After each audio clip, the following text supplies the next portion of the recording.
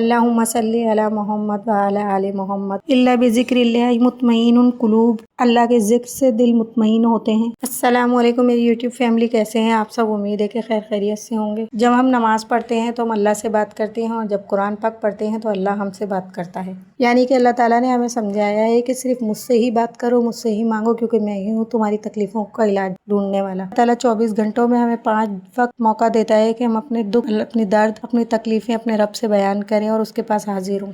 नमाज अल्लाह ताला और हमारे दरमियान वो रूहानी इलाज है जो हम अपने दुख और तकलीफ़ का सिर्फ अल्लाह को ही बयान करके पूरा कर सकते हैं। यानी कि या हम लाख डॉक्टरों के पास चले जाएं, दम दुरूद करने वालों के पास चले जाएं, लेकिन अल्लाह ताला जब तक कुन नहीं कहेगा तो हमारी ना तकलीफ़ें ख़त्म होंगी, ना हमें सुकून मिलेगा। प्यारे आका सल्लल्लाहु अलैहि वसल्लम का वो सफ़र जिससे दुनिया की तारीख़ ही बदल गई, वो भी नमाज से ही शुरू हुआ और नमाज पे ही ख़त्म हुआ। यानी जब जिब्राइल अमीन आप सल्लल्लाहु अलैहि वसल्लम को अल्लाह के बुलावे पर बैतुल मुक़द्दस लेके गए तो आप सल्लल्लाहु अलैहि वसल्लम ने तमाम अंबिया के साथ मिलकर नमाज़ पढ़ी और जिसकी इमामत प्यारे नबी सल्लल्लाहु अलैहि वसल्लम ने खुद की। और जब मेराज पर पहुँचे तो प्यारे नबी सल्लल्लाहु अलैहि वसल्लम को नमाज का तोहफ़ा दिया गया। और अल्लाह ताला ने भी कुरान पाक में 700 से भी ज़्यादा दफ़ा नमाज का जिक्र किया है, यानी मेरे पास हाजिर हो। इसीलिए नमाज की पाबंदी करें, क्योंकि क़यामत के दिन भी सबसे पहले हमसे नमाज के बारे में ही सवाल किया जाएगा। मुझे तो नमाज में सबसे ज़्यादा फ़ायदा ये लगता है कि अल्लाह ताला मुझे गुनाहों से पाक कर देगा, क्योंकि अल्लाह ताला ने फरमाया है कि एक नमाज से दूसरी नमाज तक के बीच में जितने गुनाह किए जाए वो माफ़ कर दिए जाते हैं।